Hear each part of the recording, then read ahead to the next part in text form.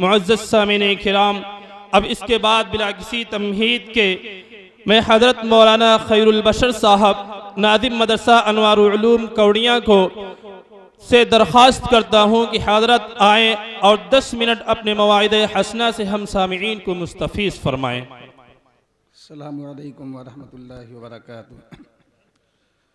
बिस्मिल्लाहिर्रहमानिर्रहीम।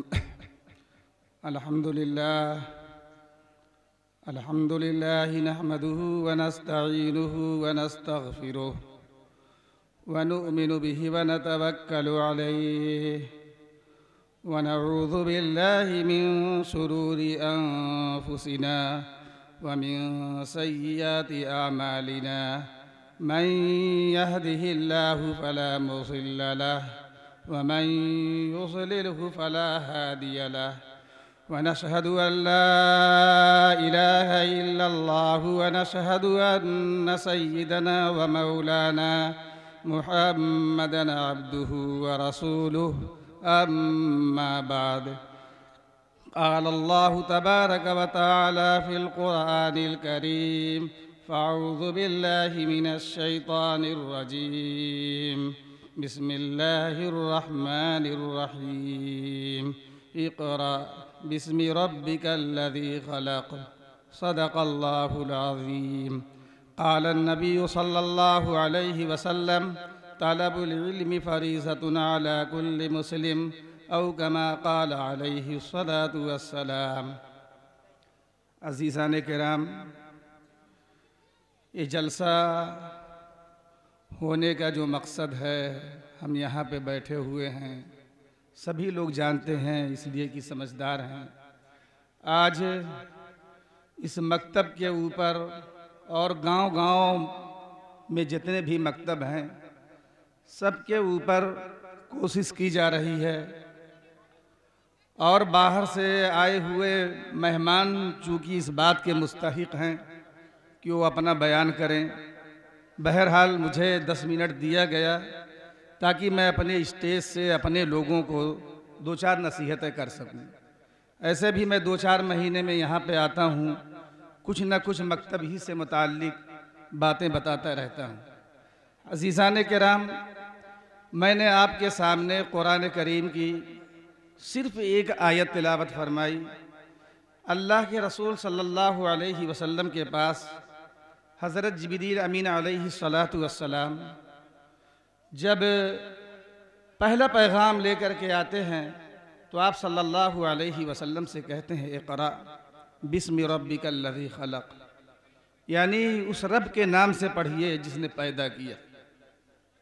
अज़ीज़ान किराम, इससे मालूम होता है कि हज़रत मोहम्मद सल्लल्लाहु अलैहि वसल्लम के आने का सिर्फ़ और सिर्फ मकसद ये है कि अब यहाँ से जो दौर चालू होने वाला है, अब ये पढ़ने पढ़ाने का दौर होगा। अब इस दुनिया में पढ़ाई को तरक्की मिलेगी। अब ये दुनिया का पूरा दारो मदार ही पढ़ाई पर होगा, इल्म ही पर होगा।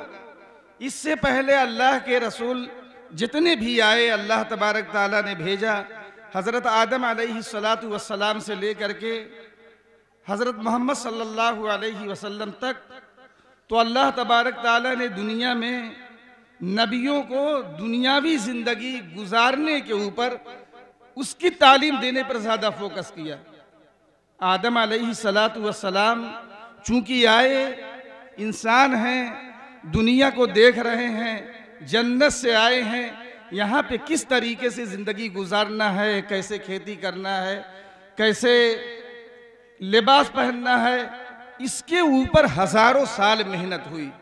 जब ये मेहनत हो चुकी तो आखिर में हज़रत मोहम्मद सल्लल्लाहु अलैहि वसल्लम को भेजा गया और पहली वही दी गई कि अब ये पढ़ने पढ़ाने का दौर होगा। अब यहाँ से तालीमी मैदान में लोग आएंगे। लेकिन अज़ीज़ान किराम, मैं आपको बता दूं, तालीम उसके बाद बहुत तेज़ी के साथ से उरूज पर आई। लेकिन अल्लाह ने इस आयत में फरमाया है कि पढ़िए उस रब के नाम से जिसने पैदा किया। तो अज़ीज़ान किराम, जब हम अपनी तालीम से उस ज़ात का, उस हस्ती का नाम निकाल करके तालीम को आगे लेकर के जाएंगे, तालीम में उछाल लेकर के आएंगे। दुनिया को हम दुनिया से उठा करके आसमानों तक जाने का फैसला करेंगे और इस कोशिश में हम बहुत हद तक कामयाब दिखेंगे। लेकिन जब इसके अंदर अल्लाह का नाम ना होगा, अल्लाह के नाम से तालीम खाली होगी, तो अजीज़ान किराम दुनिया के अंदर धमाका होगा, दुनिया के अंदर तबाही होगी। इस इल्म के ज़रिए से पहले लोग अपनी ताकत से 2-4 लोगों को मारा करते थे।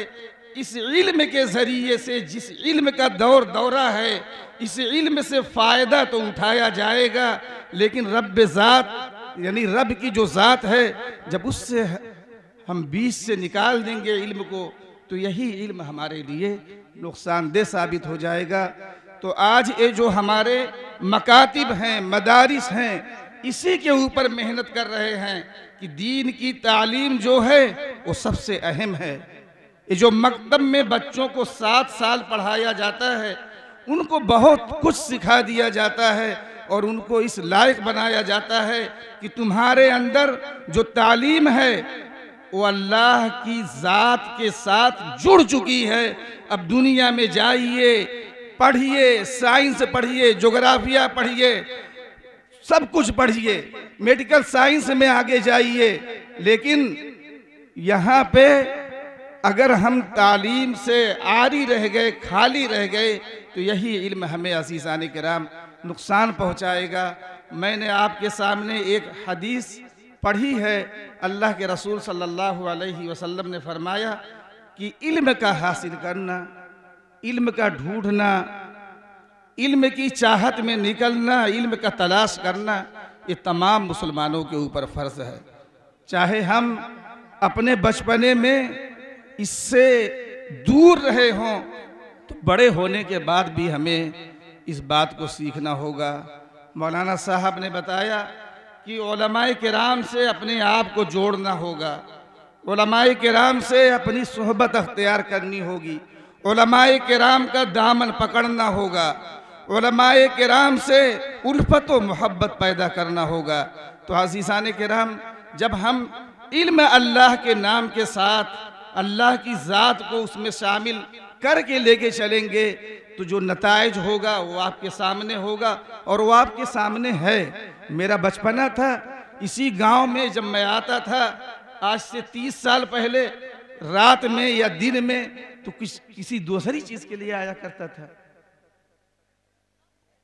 इल्म नहीं था, इल्म नहीं था। आज ये इल्म, ये मकतब, ये मदरसा, ये तालीम हमें यहाँ पे पहुँचा दी है कि जो गुमराही के रास्ते थे, जो हमें जहन्नम की तरफ लेकर के जा रहे थे, जिसके अंदर खुराफात था, जिसके अंदर तमाशा था, जिसके अंदर बहुत सारी शरीयत से दूर दूर उनका कोई रिश्ता नहीं था, वो काम हम करते थे। लेकिन ये इल्म आकर के, ये तालीम आकर के, ये उलमाए किराम से उल्फत व मोहब्बत रख करके और इस गांव से आलिम पैदा हो करके आज अपने गांव का माहौल देख लीजिए। अल्हम्दुलिल्लाह इस मकतब का नाम काफ़ी दूर तक है। यहाँ की मेहनत लोगों को दिखाई दे रही है, यहाँ की एकता, यहाँ की दीन से मोहब्बत, यहाँ के लोगों के अंदर जो इस्लामी ख्यालात जो 30 साल पहले नहीं थे, वो जो चीज़ें आई हैं वो सबकी नज़रों के सामने हैं। तो अज़ीज़ान किराम, बस इसी तरीके से हमें अपनी मेहनत को जारी रखना है, इस मकातिब के ऊपर मेहनत करनी है। मकातिब में जो अपनी ज़िम्मेदारी लिए हैं उनका पूरा ताउन करना है और उनको उनकी हर बात को मान करके चलना है। इस तरीके से हम अपने मदारिस, मकातिब के ज़िम्मेदारों से मिल करके इंशाअल्लाह ये जो दीनी माहौल है इसे हम आइंदा और अच्छा बना सकेंगे। अल्लाह से यही उम्मीद है। अल्लाह तबारक ताला हमें कहने सुनने से अमल करने की तौफीक अता फरमाए।